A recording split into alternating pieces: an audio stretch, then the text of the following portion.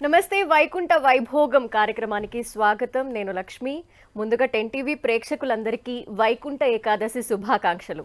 అసలు వైకుంఠ ఏకాదశికి ఎందుకింత ప్రాముఖ్యత? ఆ రోజున స్వామివారిని దర్శించుకోవాలని ఎందుకు భక్తులు అంతగా తాపత్రయపడతారు? ఈ ప్రశ్నలు ఎవరికైనా రాకుండా మానవు.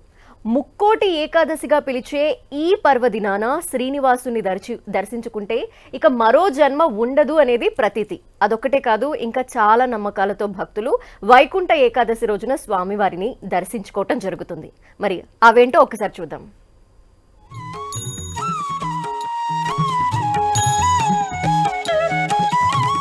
ఏడుకొండల వెంకటేశుడు నిత్య కళ్యాణం పచ్చతోరణం. స్వామిని దర్శించుకుంటే చాలు కోటి జన్మల పుణ్యం. కలియుగ దైవం వెంకటేశుని ఒక్క 5-6 క్షణాలు దర్శించుకున్నా చాలని తిరుమలకి పయనమయ్యే భక్తులు రోజుకు కొన్ని లక్షల మంది ఉంటారు. మరి ఉత్తర ద్వార దర్శనం కోసం మాత్రమే ఎందుకింతలా తపన పడతారు? వైకుంఠ ఏకాదశి రోజున స్వామిని దర్శించుకోవాలని ఎందుకు అంతలా ఆరాటపడతారు? తలచినదే తడవుగా కోరికలు తీర్చే కొండంత దైవం ఏడాది పొడవునా కొలిచేవారికి ముక్కోటి ఏకాదశి మాత్రమే ఎందుకు అంతకంత ప్రత్యేకత?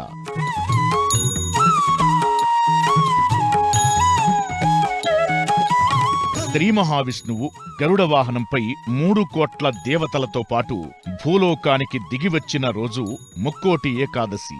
అందుకే ఆ ఒక్క రోజుకు అంతటి ప్రాశస్త్యమనేది. అలానే ఈ వైకుంఠ ఏకాదశి రోజునే క్షీరసాగర మథనం నుంచి అమృతం ఉద్భవించిందని చెబుతారు. ఈ రోజున కనుక స్వామివారిని దర్శించి నియమాలతో పూజలు చేస్తే పుణ్యఫలం దక్కుతుందంటారు. తిరుమల సహా వైష్ణవాలయాల్లో దర్శనం ఉత్తర ద్వారం వైపు నుంచి కలుగుతుంది కాబట్టి ఉత్తర ద్వార దర్శనం అవుతుంది. ఇలా ఉత్తర ద్వారం నుంచి వెంకటేశుని దర్శిస్తే మరో జన్మ ఉండదనేది ప్రతీతి. వైకుంఠ ఏకాదశి సంవత్సరంలోని 24 ఏకాదశులలో అత్యంత ప్రాధాన్యత కలిగిన పర్వదినం. ఈరోజు ఉత్తర ద్వారం గుండా స్వామిని దర్శించుకొని ఉపవసించి జాగరణ చేసి ఎవరైతే రోజంతా స్వామి అర్చనలో తమ జీవితాన్ని గడుపుతారో వాళ్ళు ముక్తిని పొందగలుగుతారు. ఈ ఒక్క ఏకాదశి నాడు వ్రతం ఆచరిస్తే మిగతా 23 ఏకాదశులలో కూడా వ్రతాన్ని ఆచరించిన ఫలితం నీకు దక్కుతుంది అని పురాణం చెప్పటంలో రహస్యం ఏమిటి అంటే, ముక్కోటి దేవతలు స్వామిని అర్చించి తమ కష్టాలన్నింటినీ కడతీర్చుకున్న శుభముహూర్తం కనుక దీనిని ముక్కోటి ఏకాదశి అని కూడా వ్యవహరిస్తారు. వైకుంఠ ఏకాదశి రోజున దేశవ్యాప్తంగా కోట్లాది మంది భక్తులు, ఆధ్యాత్మికవేత్తలు, ఆస్తికులు సముద్రాల్లోనూ పుణ్యనదుల్లోనూ పవిత్ర స్నానం ఆచరించడమే కాకుండా ఉపవాసాలు చేసి జాగరణ ఉంటూ నియమనిష్టలతో పూజాధికాలు చేసి తమ భక్తి ప్రపత్తులను చాటుకుంటారు.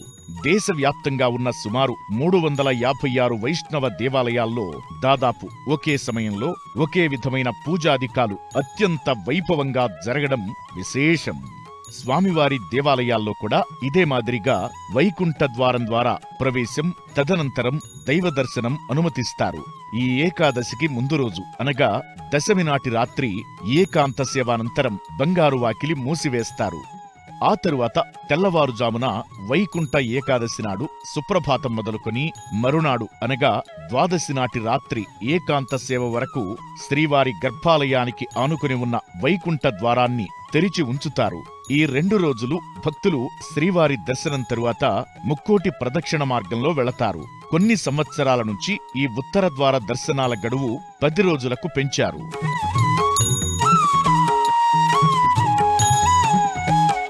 వైకుంఠ ద్వార దర్శనం అనేది తిరుమలలో ఓ ప్రత్యేక శుభదినంగా ఎప్పట్నుంచో ఆచరిస్తున్నా దాని విశిష్టత గురించిన ప్రచారం ఎక్కువైన తరువాత దేశవ్యాప్తంగా చాలా ఆలయాల్లో, ప్రత్యేకించి తెలుగు ప్రాంతాల్లో కూడా భక్తులు పోటెత్తుతుంటారు.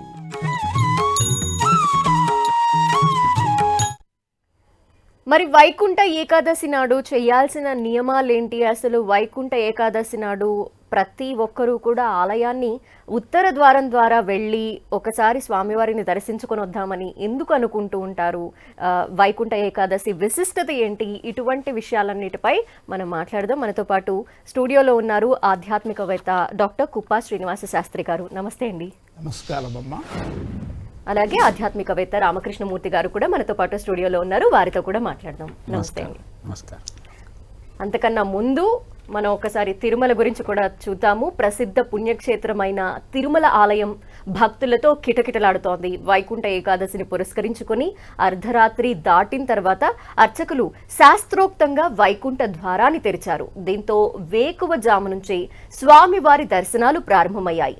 ఉత్తర ద్వార దర్శనానికి ఉదయం నుంచి భక్తులకి అనుమతినిచ్చారు. వైకుంఠ ఏకాదశి పర్వదిన సందర్భంగా తిరుమలలో టీటీడీ అన్ని ఏర్పాట్లు చేసింది. శ్రీవారి ఆలయాన్ని తెరిచి ఏకాంతంగా స్వామివారికి పూజాది కైంకర్యాలు నిర్వహించిన అనంతరం వేకువ జాము నుంచి శ్రీవారి దర్శనాన్ని ప్రారంభించింది. ఇక భక్తులకి వైకుంఠ ద్వార దర్శనాన్ని కల్పిస్తోంది. నేటి నుంచి 10 రోజుల పాటు భక్తులకు వైకుంఠ ద్వార దర్శనం కల్పించనుంది. కోట్లాను కోట్ల భక్తుల శరణాగతుడైన శ్రీనివాసుడు వెలసి ఉన్న పుణ్యక్షేత్రం తిరుమల పుణ్యక్షేత్రంలో శ్రీవారిని దర్శించుకోవటానికి నిత్యం వేలాది సంఖ్యలో భక్తులు తరలి వెళ్తుంటారు.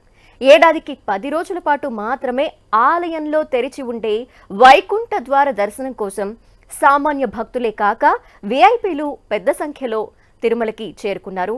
వైకుంఠ ద్వార దర్శనం చేసుకుంటే మోక్షం సిద్ధిస్తుందని భక్తుల ప్రగాఢ విశ్వాసం.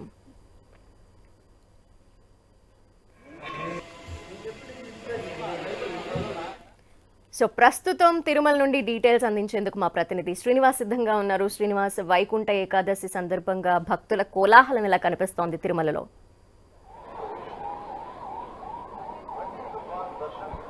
ధనలక్ష్మి, వైకుంఠ ఏకాదశి రోజున తిరుమల శ్రీ వెంకటేశ్వర స్వామి వారిని దర్శించుకుని వైకుంఠ ద్వార ప్రవేశం చేసినట్లయితే మోక్షం సిద్ధిస్తుందని భక్తుల ప్రగాఢ విశ్వాసము. అందుకే వైకుంఠ ఏకాదశి రోజున స్వామివారిని దర్శించుకోవడానికి లక్షలాదిగా భక్తులు తిరుమలకి తరలి వస్తారు. అయితే ఇవాళ ఉదయం 4:30 గంటల నుంచే విఐపీలు ప్రధానంగా ఇవాళ ఉదయం దర్శనం చేసుకోవడం జరిగింది. ఇటు తెలంగాణకు చెందిన ప్రముఖులు, ఏపీకి చెందిన పలువురు ప్రముఖులు ఇవాళ స్వామివారిని దర్శించుకున్నారు. ఉదయం 8 గంటల ప్రాంతంలో సర్వదర్శనం క్యూ లైన్, అంటే సామాన్య భక్తుల క్యూ లైన్లను వదలడం జరుగుతుంది. అప్పటి నుంచి కూడా నిరంతరాయంగా ఇక్కడ సామాన్య భక్తుల క్యూ లైన్ అనేది వెళ్తుంది. మనం చూడొచ్చు విజువల్స్. శ్రీవారి ఆలయం అత్యంత సర్వాంగ సుందరంగా అలంకరించడం జరిగింది. వైకుంఠ ఏకాదశిని పురస్కరించుకొని ఇక్కడ ఏదైతే మహద్వార గోపురం ఉందో ఇక్కడి నుంచి కూడా సన్నిధి వరకు వివిధ రకాల పుష్పాలతో, టన్నుల కొద్ది పుష్పాలతో అలంకరణలు అనేవి చేపట్టాడు. టీటీడీ ఉద్యానవన శాఖ ప్రత్యేకంగా వెలుపల అంటే ఇతర రాష్ట్రాల నుంచి కళాకారులను పిలిపించి ఈ పుష్పాలంకరణలు అనేటివి చేపట్టింది. అంటే కలియుగ వైకుంఠాన్ని తలపించే విధంగా తిరుమల శ్రీవారి ఆలయము మనకి ఇప్పుడు అంటే వైకుంఠ ఏకాదశి రోజున కనిపిస్తుందని చెప్పుకోవచ్చు. అంటే చాలా మంది ప్రముఖులు ఈరోజు తెలంగాణ నుంచి కావచ్చు, ఏపీ నుంచి కావచ్చు, పలువురు మాజీ మంత్రులు, అదేవిధంగా ప్రస్తుతం ఉన్న మంత్రులు అందరూ కూడా స్వామివారిని దర్శించుకోవడం జరిగింది. అయితే ప్రత్యేకంగా ఇటు విఐపీలకి, సామాన్య భక్తులకు కూడా టీటీడీ ప్రత్యేకమైన ఏర్పాట్లు చేసింది. అంటే క్యూ లైన్లో వేచి ఉండే భక్తులకు అన్నప్రసాదాలు కావచ్చు, మంచినీరు, మజ్జిగ ఇవన్నీ కూడా ఎప్పటికప్పుడు అందే విధంగా కూడా టీటీడీ ఏర్పాట్లు చేసింది. ఇటు ఉదయం 9 గంటలకు స్వామివారి స్వర్ణరథం 4 మాడ వీధుల్లో విహరిస్తూ భక్తులకు దర్శనమిస్తుంది. మనము చూడొచ్చు విజువల్స్ లో. స్వర్ణ రథాన్ని కూడా ఇక్కడ సిద్ధం చేస్తున్నారు. ఉదయం 9 గంటల నుంచి 11 గంటల వరకు ఇక్కడ మాడ వీధుల్లో స్వర్ణరథం మీద స్వామివారు ఊరేగుతూ భక్తులకందరికీ దర్శనమిస్తారు. అంటే వైకుంఠ ఏకాదశి రోజున ఉత్సవ మూర్తులను దర్శించుకుంటే కూడా అంతే ప్రాముఖ్యత, ఏదైతే మూల విరాట్ను దర్శించుకుంటారో అంతటి ప్రాముఖ్యత ఉంటుందని భావిస్తారు. అందుకే ఉత్సవర్లు ఈరోజు మాడ వీధుల్లో స్వర్ణరథం మీద ఊరేగుతారు. అదేవిధంగా ఇక్కడ దగ్గరలోనే ఉన్న వైభవోత్సవ మండపంలో, అంటే వాహన మండపంలో కూడా ఇక్కడ ఉత్సవర్లను వేంచేయింపు చేసి ఈ రోజంతా కూడా స్వామివారిని దర్శించుకునే విధంగా, అంటే ఆలయంలోకి వెళ్ళలేని భక్తులు నేరుగా ఇక్కడ ఉత్సవ మూర్తులను దర్శించుకునే విధంగా కూడా టీటీడీ ఏర్పాట్లు చేస్తోంది. మొత్తంగా తిరుమల మొత్తం వైకుంఠ ఏకాదశి శోభను సంతరించుకుంది. పలువురు విఐపీలు, సామాన్య భక్తులు స్వామివారిని దర్శించుకోవడానికి ఈరోజు వేచి ఉన్నారు. ధనలక్ష్మి. Thank you Srinivas.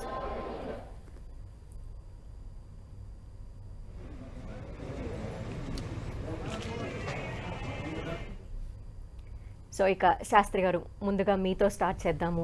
వైకుంఠ ఏకాదశి పర్వదినం రోజు అసలు ఆలయాలను చూస్తుంటే ఇలా టీవీల్లో చూసినా సరిపోతుందేమో అనిపిస్తోంది. ఒక్కసారి అక్కడికి వెళ్ళలేకపోయినప్పటికీ కూడా అసలు భక్తులంతా కూడా ఈరోజు ఒక్కసారైనా ఆలయానికి వెళ్దాం, ఉత్తర ద్వారం గుండా వెళ్ళి స్వామివారి దర్శించుకుందాం అని కోరుకుంటూ ఉంటారు. మరి ఈ రోజు యొక్క ప్రాశస్త్యం ఏంటి? ఎందుకలా భక్తులంతా కూడా వెళ్ళాలనుకుంటుంటారు? ఈ ఏకాదశి తిథి అత్యంత మహత్వపూర్ణమైనటువంటిది, పరమ పవిత్రమైనటువంటిది. ఈ ఏకాదశి తిథులు సంవత్సరంలో 12 మాసములకి ఒక్కొక్క మాసమునకు 2 సార్లు చొప్పున 24 ఏకాదశులు వస్తూ ఉంటాయి. వాటిలో ఈ యొక్క పుష్య శుద్ధ ఏకాదశి ముక్కోటి ఏకాదశిగా చెప్పబడుతూ ఉన్నది. ఎందుకనంటే 3 కోట్ల మంది దేవతలతో, అంటే 3 కోట్లని చెప్పారు కానీ మొత్తం దేవతలు 33 కోట్ల మంది. ఈ 33 కోట్ల మంది దేవతలతోనూ కూడా పరమాత్మ మనల్ని అనుగ్రహించటానికి భూలోకంలోకి వస్తారు. తరువాత 3 కోటులు అంటే పరాకాష్ఠకు చెందినటువంటి 3 రకాలైన భావాలు. మానవుడు ఈ 3 రకాలైనటువంటి భావములతోనూ బంధములతోనూ బంధింపబడి ఉన్నాడు మానవుడు, జీవుడు గనక. భూతకాలము, వర్తమాన కాలము, భవిష్యత్ కాలము, ఈ 3 కాలములకు లోబడినటువంటి వాడు జీవుడు. అలాగనే ఇంకా కొన్ని దారేషణ, పుత్రేషణ, ధనేషణ అనేటువంటి ఆశలు ఉంటాయి. వీటన్నిటితోనూ కూడా ఇటువంటి బంధములతో బంధింపబడినటువంటి వాడు ఈ జీవుడు.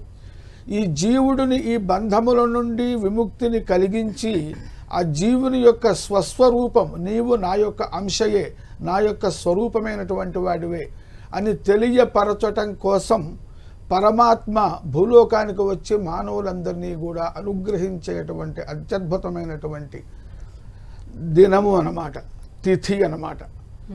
ఈ తిథి నాడు ఆ పరమాత్మ యొక్క అనుగ్రహం కలగాలి అంటే మనం ఏం చెయ్యాలి? ఏకాదశ్యాం అహోరాత్రం కర్తవ్యం భోజనద్వయం రాత్రౌ జాగరణం చైవ దివాచ హరికీర్తనం అని శాస్త్రం చెప్తూ ఉన్నది. ప్రతి ఏకాదశికి కూడా ఈ విధమైనటువంటి పగలంతా ఏ విధమైనటువంటి ఆహారం కూడా తీసుకోకుండా ఉపవాసము ఉండటము, రాత్రి అంతా కూడా జాగరణ చెయ్యటము. స్థూలంగా అర్థం చెప్పుకున్నట్లయితే ఆహారం తీసుకోకపోవడం, మంచినీళ్ళు కూడా తీసుకోకపోవటం, యథాశక్తిగా ఏమీ ఆహారం తీసుకోకుండా ఉండగలగటం, లేకపోతే కనీసం కొద్దిగా మంచినీరన్నా తీసుకొని ఉండటం, లేదా ఇంకేదైనా చేతగాని వాళ్ళు పండ్లు ఫలాలు తీసుకొని ఉండటం. దానివల్ల ఏమవుతుంది అంటే శరీరంలో ఒక మార్పు జరుగుతుంది. నీవు ఆహారం ఎందుకు తీసుకోలేదు, ఈ రోజున నేను విష్ణుమూర్తి యొక్క అనుగ్రహం పొందటం కోసం ఆహారం తీసుకోవటం లేదు అనేటువంటి ఎరుక ఆ రోజల్లా కూడా ఉంటుంది. అంతేకాకుండా రాత్రిపూట జాగరణ చేయటం. ఉపవాస శబ్దమునకు అర్థం ఏమిటంటే భౌతికంగా అర్థం ఏ విధమైన ఆహారం తీసుకోకపోవటము అనే అర్థం. అసలు అంతరార్థం ఏమిటి? శాస్త్రములలో చెప్పబడిన అంతరార్థం ఏమిటి? ఏకాదశి నాడు ఉపవాసము జాగరణ చేయమని ఎందుకు చెప్పారు అంటే ఆ పదంలో చాలా గొప్ప సందేశం ఉన్నది. ఉపవాస, ఉపా సమీపే వాస నివాసము అంటే నీవు భగవంతుని యొక్క సమీపములో ఉండాలి, అంటే భగవంతుడిని ఎప్పుడూ చింతన చేస్తూ ఉండాలి. అది ముఖ్యమైనటువంటిది. ఆహారం లేకుండా నేటి కాలమాన పరిస్థితుల్లో ఉండలేని వాళ్ళు ఆహారం తీసుకున్నప్పటికీ కూడా, ఆహారం తీసుకోకపోయినా ఆ పగలంతా కూడా, ఆ రోజంతా కూడా ఏకాదశి మహాపర్వదినం కనుక ఆ రోజంతా కూడా ఆ పరమాత్ముని మనము స్మరిస్తూ ఉండాలి, పూజన చేస్తూ ఉండాలి, ఉపాసన చేస్తూ ఉండాలి. పరమాత్మ వైకుంఠంలో ఉంటాడు. ఎక్కడో అందనంత లోతులో ఉంటాడు, లోకంలో దూరంలో ఉంటాడు. కానీ ఆయనని మన మనస్సులో గనక మద్భక్తా యత్ర గాయంతి తత్ర తిష్టామి నారద అని చెప్పాడు గనక, తన భక్తులు తనల్ని తలుచుకుంటే ఆ భక్తుల హృదయములలో మనస్సులలో ఆ భక్తులకి వెంట ఉంటాను అని చెప్పాడు. కాబట్టి మనం ఆయన దగ్గరికి వెళ్ళలేకపోయినా ఆయన స్మరిస్తే ఆయన మన వద్దకు వస్తాడు. మన వద్దకు వచ్చినప్పుడు ఆయనతో మనం కలిసి ఉండగలుగుతాం. అది ఉపవాస శబ్దము యొక్క సారాంశం. రోజు మొత్తంలో ఎవరెవరి వృత్తులలో వాళ్ళు ఉంటారు కనుక భగవంతుణ్ణి స్మరించుకునేటువంటి అవకాశము రాకపోవచ్చు. అందువలన కనీసము ఏకాదశి తిథి నాడు ఉపవాసము ఉండటం అంటే ఆహారం తీసుకోకుండా పరమాత్మను ఎప్పుడూ స్మరిస్తూ ఉండటం. తర్వాత జాగరణం అంటే నిద్ర పోకుండా మెలకువగా ఉండటం అని సామాన్య అర్థం. కానీ నీవు ఎప్పుడూ జాగరూకుడివై ఉండు. నీవు సంసారం అనేటువంటి బంధంలో చిక్కుకున్నావు. నీవు పరమాత్మ స్వరూపుడివే, అంశవే. నీ పూర్వజన్మ సుకృతము లేకపోతే పూర్వజన్మ కర్మ అనుసారంగా కానీ లేదా మాయావశం వల్ల కానీ నీవు భగవంతుడి నుంచి విడివడి భూలోకంలో జన్మించి జీవుడిని అనుకుంటున్నావు. నేను రామారావుని సుబ్బారావుని అని అనుకుంటున్నావు. దుఃఖాలు కష్టాలు పడుతున్నావు. నీవు జీవుడివి కాదయ్యా. నీవు అనుకునేటువంటి జీవుడు కాదు, ఆనంద స్వరూపుడివి. జీవో బ్రహ్మైవ నాపరః ఈశ్వర సర్వభూతానాం హృద్దేశే అర్జున తిష్టతి. నీలో పరమాత్మ ఉన్నాడు. నీలో పరమాత్మ ఉన్నాడు అంటే నీవు పరమాత్మ యొక్క స్వరూపుడివే అని జాగరూకత, ఎరుక కలిగి ఉండాలి. ఎరుక కలిగి ఉండాలి అంటే నేను పరమాత్మ స్వరూపుణ్ణి అనేటువంటి ఎప్పుడైతే పరమాత్మ స్వరూపుడైతే ఏం ప్రయోజనం? పరమాత్మ యొక్క తత్వం ఏమిటి? సతు చితు ఆనంద స్వరూపము. ఎప్పుడూ ఆనందంగా ఉండగలగటము. ఆనందో బ్రహ్మేతు వ్యజానాతు అని చెప్తున్న ఉపనిషత్తులు నీ యొక్క జీవుడి యొక్క తత్వాన్ని నిరూపిస్తూ ఉన్నాయి. కాబట్టి ఎల్లప్పుడూ కూడా ఆనందంగా ఉండగలగటమే పరమాత్మ యొక్క లక్షణం. నేను ఆ పరమాత్మలోని ఒక భాగాన్ని, పరమాత్మ యొక్క అంశని, తత్స్వరూపుణ్ణే అనేటువంటి ఎరుక కలిగి ఉండటమే జాగరణతో ఉండటము. నిద్రపోకుండా ఉంటే మరి ఏ మనిషి నహి కశ్చిత్ క్షణమపి జాతు తిష్టతి అకర్మకృతు. ఏ ఒక్క మనిషి కూడా ఏ పని చేయకుండా ఉండలేడు. మరి జాగరణ, నిద్రపోకుండా ఉండి ఏం చేయాలి? అప్పుడు కూడా హరితత్వం, విష్ణుతత్వం, శ్రీమన్నారాయణమూర్తి స్వరూపం ఏమిటి, జీవుడేమిటి, పరమాత్మ ఏమిటి అనేటువంటి ఆ భగవద్ ఉపాసన చేస్తాం. పరమాత్మ యొక్క తత్వాన్ని గురించి తెలుసుకుంటాం. తెలుసుకుని మనము జాగరూకులమై ఉంటాము, పరమాత్మకి దగ్గరగా ఉంటాము. కాబట్టి be aware and be near of the God. దానికి ఒక అవకాశము ఏకాదశి తిథి. అందులోనూ పరమాత్మ ప్రత్యేకముగా వైకుంఠము నుండి ఇక్కడికి వచ్చి మనము ఏ విధమైనటువంటి బంధనములలో చిక్కుకుని, 3 రకాలైన బంధనాలు చిక్కుకుని బాధపడుతూ ఉంటామో, ఈ బంధనముల నుండి మనం ఆయన్ని ఉపాసన చేయటం వల్ల, పగలు రాత్రి కూడా ఆయన్ని స్మరించుకోవటం వల్ల ఆయన మన వద్దకు వచ్చి మన దుఃఖమునకు కారణమైనటువంటి బంధనముల నుండి మనల్ని విముక్తి చేసి మనకి మోక్షాన్ని ఇస్తాడు. మన స్వస్వరూపాన్ని తనలో కలుపుకుంటాడు, స్వస్వరూపాన్ని తెలియబరిచి.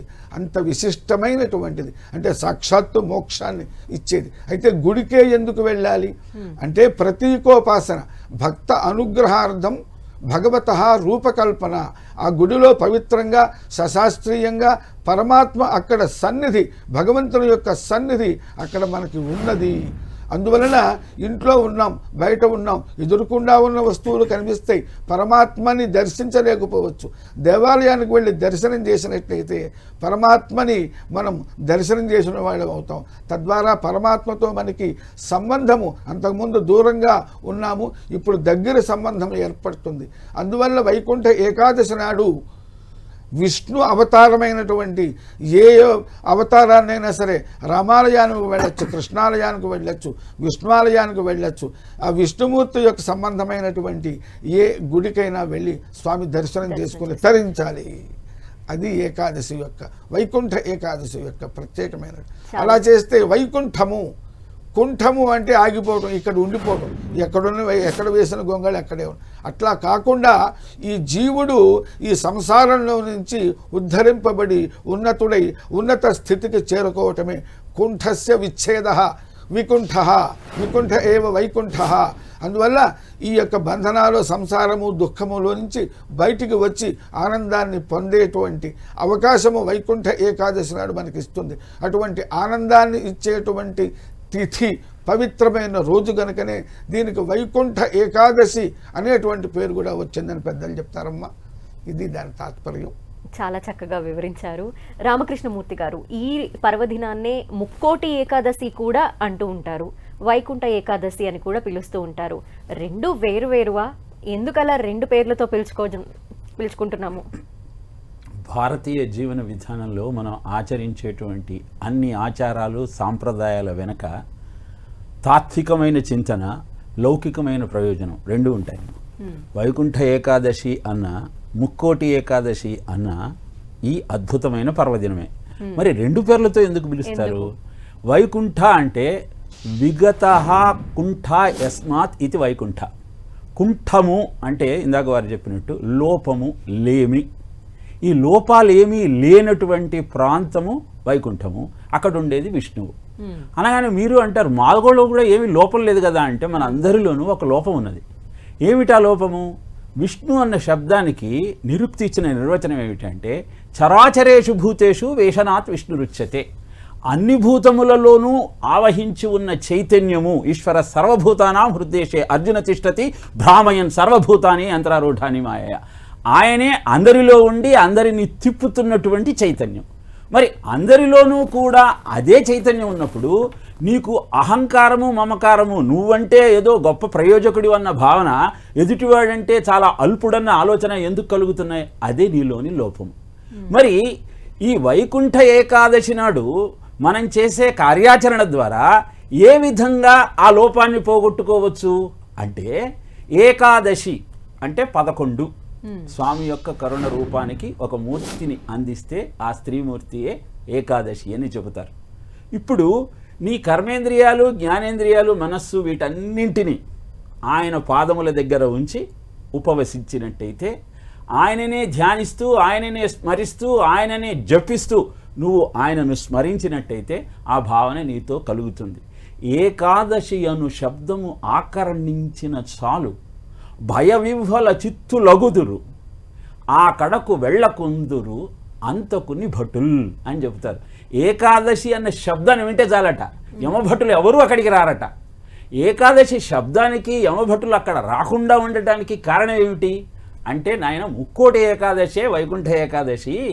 ఈ వైకుంఠ ఏకాదశి, ముక్కోటి ఏకాదశి అని పిలువబడేటువంటి ఈ పర్వదినాన నువ్వు ఉపవసించి జాగరణ చేసి నామస్మరణ చేస్తూ ఉత్తరద్వార దర్శనం చేసుకుంటూ ఆ స్వామిని ఆరాధిస్తూ సేవాభావనతో గీతా పఠనము, విష్ణు సహస్రనామము, నారాయణ కవచము ఇలాంటివన్నీ జపిస్తే సంవత్సరంలో వచ్చే మిగతా ఏకాదశుల అన్నీ నువ్వు ఈ వ్రతాన్ని ఆచరించకపోయినా ఆ అన్ని ఏకాదశులు ఆ వ్రతాన్ని ఆచరించిన ఫలితము ఈరోజు ఇలాంటి నియమ పాలన సాధన చేయటం వల్ల నీ సొంతమవుతుంది, ఆ పుణ్యం అంతా నీకు దక్కుతుంది అని శాస్త్రము, పురాణము తెలియజేసిన సత్యం. ఇప్పుడు 24 ఏకాదశులలో నువ్వు చేసేటువంటి పుణ్యము ఒక్క ఈ రోజు చేయటం వల్ల ఎందుకు నీకు వస్తుంది అంటే, ఇది వచ్చేది ఉత్తరాయణం ప్రారంభమయ్యేటువంటి సుముహూర్తంలో. ఇటు మార్గశిర శుద్ధం కానీ పుష్య శుద్ధం కానీ వస్తూ ఉంటుంది. సౌరమానం ప్రకారం మీరు గణించినట్లయితే ఆ విధంగా ఈ 2 రోజులలో వచ్చేస్తూ ఉంటుంది. ఇలా ఎప్పుడైతే ఉత్తరాయణ ప్రారంభ కాలానికి ముందు వస్తుందో, ఎలా అయితే రోజులో బ్రహ్మ ముహూర్తం అత్యంత అద్భుతమైన ముహూర్తం అని చెప్తామో, అలానే సంవత్సరానికి అద్భుతమైన బ్రహ్మ ముహూర్తము ఈ పుష్యశుద్ధ ఏకాదశి. కనుక ఈనాడు గనక ఏదైనా అద్భుత ముహూర్తంలో ప్రాకృతిక శక్తి, పారమార్థిక శక్తి, పదార్థ శక్తి, దీక్షాశక్తి, తపోశక్తి ఇవన్నీ ఈ అద్భుతమైన పర్వదినాన కలిసి ఉన్నది. కనుక ఈనాడు నువ్వు ఆహారాన్ని ఏమీ తీసుకోకుండా నీ చిత్తాన్ని హరిపరాయత్తం చేయగలిగితే నీ జన్మ జన్మల పాపాలు క్షయమై నీకు ముక్తి లభిస్తున్నది అని ఒక అర్థం. మరి 3,000,000 దేవతలు అన్నారు కదా, 3 కోట్ల దేవత మందు 33 కోట్లు. 33 కోట్లు ఎలా అయ్యారు అంటే అష్టవసువులు, 11 రుద్రులు, 12 ఆదిత్యులు, అశ్విని దేవతలు. వీళ్ళందరూ ఈ ప్రపంచాన్ని, ఈ లోకాలన్నింటినీ పాలిస్తున్న దేవతామూర్తులు. వీళ్ళంతా 33 అయ్యారు. కోటి అంటే అంశు, వరుస, ఇవన్నీ కూడా చెప్పుకోవచ్చు అర్థాలు. ఇలా 33 కోట్ల మంది దేవతలు భూమండలానికి వచ్చే అద్భుతమైన ముహూర్తం కనుక ఈరోజు పుణ్యనదులలో స్నానం చేస్తే వారు కూడా ఆ పుణ్యనదులలో స్నానం చేసి తిరుమలలో ఉన్న వెంకటేశ్వర స్వామిని, శ్రీరంగంలో ఉన్న శ్రీరంగనాథుడిని, భద్రాచలంలో ఉన్న రామచంద్రమూర్తిని, ఇలా ఇందాక మీరు చెప్పినట్టు 369 దేవాలయాలు దేశం అంతా చెప్పారు. ఇంకా చాలా దేవాలయాలు ఉన్నాయి కానీ ప్రధానమైనవని ఇచ్చేశారు. కనుక ఇలా ఈ దేవాలయాలలో ఉన్న దేవతామూర్తులను దర్శించటం కోసం వచ్చే దేవతలంతా నదీ పుణ్య దలులలో స్నానం చేసే సమయంలో నువ్వు అక్కడ గనక వారి స్పర్శ, వారి స్మరణ, వారి ధ్యానం చేయగలిగితే నీకు ఎంతో కాలంగా నీ మనస్సులో ఉన్నటువంటి ఆ మలికి ఏదైతే ఉందో అదంతా ప్రక్షాళనం అయిపోతుంది. అది ఒక అర్థం. ఇంకొకటి ఏమిటి అంటే ఇళ పింగళ నాడులు. నీకు కుడివైపు ఉన్నది పింగళ నాడి, ఇళవైపు ఉన్నది ఇడానాడి. ఈ రెండింటి ద్వారా నీ శ్వాస నడుస్తూ ఉంటుంది. ఇప్పుడు ఈ రెండింటి మధ్య నుంచి మూలాధార చక్రంలో ఉన్న కుండలిని పరాభట్టారిక సంచారము సుషుమ్నా నాడి ద్వారా ఉద్దీపన చెంది భృకుటి దగ్గర ఈ 3 ముడిపడతాయి. ఈ 3 ముడిపడిన ప్రాంతాన్ని ముక్కోటి అంటారు. కాబట్టి నువ్వు యోగపరంగా చూస్తే అంఘ్రిములమున మూలాధార చక్రంబు వేడించి ప్రాణములు బిగియబట్టి నాభితలమున చేర్చి అట మీద ఉరమంతు హత్రించి కమ్మర తరుమూలమున కుదరిమి నిలివి మమతతో భ్రూయుగ మధ్యంబు చేర్చి దృక్కర్ణ నాసాస్య మార్గములు మూసి ఇచ్చలేని యోగి ఎలమి ముహూర్తార్థం ఇంద్రియానుచందమింతలేక ప్రాణములు వంచి బ్రహ్మరంధ్రముజించి బ్రహ్మమందు కలియు కౌరవేంద్ర అని భాగవతంలో శుకుడు పరీక్షిత్తుకు చెప్తాడు. సద్యోముక్తి కావాలి అంటే ఇంత కష్టపడాలయా నువ్వు, యోగము ఇలా చేసి ప్రాణములన్నింటినీ నియంత్రించుకొని కోరికలన్నింటినీ వదిలి ఆ పరమాత్మను చేరుకోవచ్చు. అంత కష్టం మనం పడగలమా అంటే సామాన్యులము, పామరులము అయిన మనము అది సాధ్యం కాదు. కనుక ఇలాంటి అద్భుతమైన ముహూర్తంలో గరుడ వాహనం ఎక్కి శ్రీ మహావిష్ణువు దేవతామూర్తులందరితో కలిసి భూమండలం మీదకి వచ్చేటువంటి సమయంలో ఆ అద్భుతమైన కార్యాచరణం వల్ల సంవత్సరానికి బ్రహ్మముహూర్తమైన ఈ వైకుంఠ ఏకాదశి నాడు కర్మములు సుఖదుఖములకు కారణమగును అని చెబుతుంది శాస్త్రం.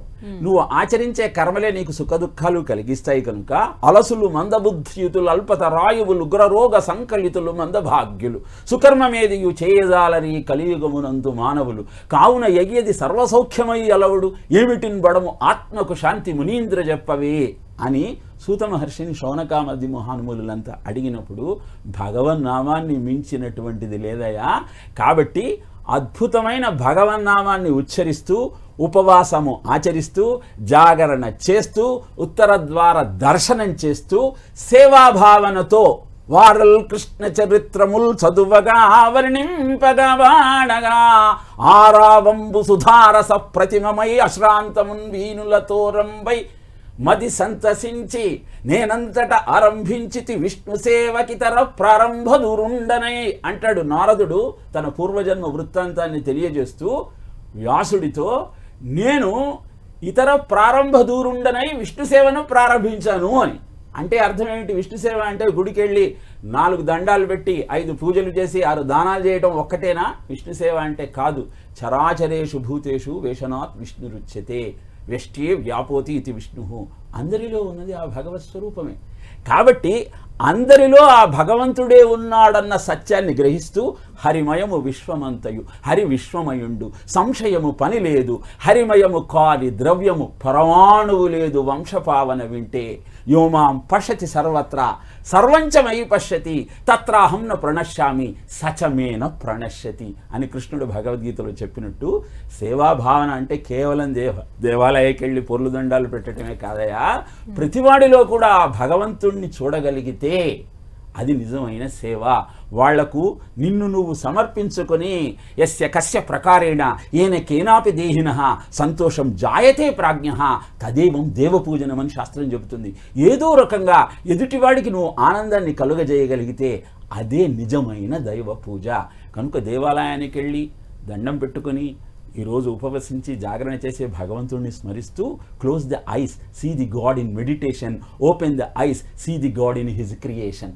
కళ్ళు మూసుకొని లోపల ఉన్న ఆత్మ చైతన్యాన్ని గుర్తిస్తూ కళ్ళు తెరిచిన తరువాత అంతా అష్టమూర్తి భృత్ దేవ పూజనం అని ఉపదేశ సారంలో చెప్పినట్టు అంతా అష్టమూర్తులతో కూడిన అద్భుతమైన భగవత్ స్వరూపమే అన్న భావనలు నీతో ఉద్దీపన చెందగలిగితే వైకుంఠ ఏకాదశి నాడు నువ్వు ఆచరించిన స్వల్పమైన సత్కర్మ అయినా నీ కర్మ క్షయం చేసి అద్భుతమైన ఆ భగవత్ తత్వాన్ని నీలో ఆవిష్కరింపజేసి నీ జీవితాన్ని అద్భుతంగా మారుస్తుంది. కనుకనే ఈరోజు నువ్వు ఉపవసించి జాగరణ చేసి నామస్మరణ చేసి ఉత్తర ద్వార దర్శనం చేసుకొని సేవాభావనతో నువ్వు కనుక జీవితాన్ని గడపగలిగితే నీకు ముక్తి దొరుకుతుందయ్యా అని చెప్పటంలోని ఆంతర్యం. ఇలా లౌకికంగా పారమార్థికంగా ప్రజలకు మార్గదర్శకం చేసే అద్భుతమైన విజ్ఞానమే పురాణం. అందుకే పురాణాన్ని ప్రజా విద్య అంటారు. కాబట్టి విద్యాంచ అవిద్యాంచ ఎత్తత్వేద ఉభయం సహా అవిద్యయా మృతం తీత్వ విద్యయా మృతమశ్నితే అని ఈశావాస్యోపనిషత్తు చెప్పినట్టు విద్యా అవిద్యల సమ్మేళనం నీ యొక్క భారతీయ జీవన విధానం. పురార్థం నవం కరోతి ఇది పురాణం అంటారు. ప్రాచీన విజ్ఞానాన్ని ఆధునిక జీవనానికి అన్వయించుకొని అభ్యుదయాన్ని ఎలా పొందాలో తెలియజేసేదే పురాణం. కాబట్టి అక్కడ చెప్పే ఆచారాలు, అక్కడ చేస్తున్నటువంటి సాంప్రదాయాలు, పెద్దలు చెబుతున్న మాటలు నీకు సద్ది మూటలులాగా అద్భుతమైన శక్తిని అందించి ముందుకు నడిపించేటువంటి విజ్ఞాన శాస్త్రాలన్న భావనతో ఈరోజు భగవంతుణ్ణి అర్చిస్తూ ప్రాకృతికంగా మనకు అందజేయబడినటువంటి ఆ దైవీ శక్తిని అందుకునే ప్రయత్నం చేస్తూ 33 మంది కోట్ల దేవతల యొక్క అనుగ్రహాన్ని పొందే అద్భుతమైన ముహూర్తము, నీలో ఉన్న లోపాలన్నింటినీ కడిగి వేసేటువంటి అద్భుతమైనటువంటి పర్వదినము అన్న భావనతో ఈరోజు మనం ఆ స్వామిని అర్చించగలిగితే జీవితం అద్భుతంగా ఉంటుంది. దాంట్లో ఏమీ సందేహం లేదు. ఆంగ్లమానం ప్రకారం చూసుకున్న ఈ సంవత్సరం ప్రారంభ దినం కాబట్టి ఈ సంవత్సరం అంతా బాగుండాలి అంటే కనీసం ఈ వైకుంఠ ఏకాదశి నాడు ఉత్తర ద్వార దర్శనం చేసుకుంటూ ఉత్తరాయణం ప్రారంభమయ్యే సమయంలో సూర్యశక్తిని గ్రహిస్తూ నా జీవితాన్ని ధన్యం చేసుకోవాలన్న భావనతో 2 రెజల్యూషన్స్ నువ్వు తీసుకో. 1, వ్యక్తిగతంగా నాలో ఉన్న కుంఠాన్ని ఏదైతే ఉందో దాన్ని పోగొట్టుకోవటం కోసం వైకుంఠ దర్శనం చేస్తున్నాను. కుంఠము అంటే లోపం అని చెప్పాను కదా. అలానే సామాజిక పరంగా వెష్టే వ్యాపోతి ఇది విష్ణు చరాచరేషు భూతేషు వేషనాథ్ విష్ణుది అందరిలో ఉన్నది ఆ భగవత్ స్వరూపమే కనుక సమాజంలో ఉన్న వ్యక్తుల అందరినీ విష్ణుమూర్తిలాగా భావించి వారిని ఆశ్రయించి ఆదరించి సత్కరించి అమాని మానదో మాన్యో లోకస్వామి త్రిలోక ధృక్ అని నువ్వు శ్రీ మహావిష్ణువుని కీర్తిస్తూ విష్ణు సహస్రనామంలో అంటున్నావు కదా. అంటే అర్థం ఏమిటి? ఆయన ఎవరి దగ్గర నుంచి సన్మానాన్ని కోరడు, కానీ అందరికీ సన్మానం చేస్తాడు. అందుకే ఆయన త్రిలోక నాయకుడు అయ్యాడు. కనుక విష్ణు సహస్రనామ పారాయణ చేస్తూ అందరినీ గౌరవించాలన్న ఆలోచన నీలో పెంపొందించుకుంటూ నీ అహంకారాన్ని మమకారాన్ని అణుచుకుంటూ అద్భుతమైన జీవనానికి సోపనాలు నిర్మించుకునే అద్భుతమైన ముహూర్తమే ఈ వైకుంఠ ఏకాదశి, మీరన్న ముక్కోటి ఏకాదశి. చాలా చక్కగా వివరించారు. ఇంకా మంచి విషయాల గురించి మాట్లాడదాం. అంతకంటే ముందు ఒక చిన్న బ్రేక్ తీసుకుందాం. Stay tune.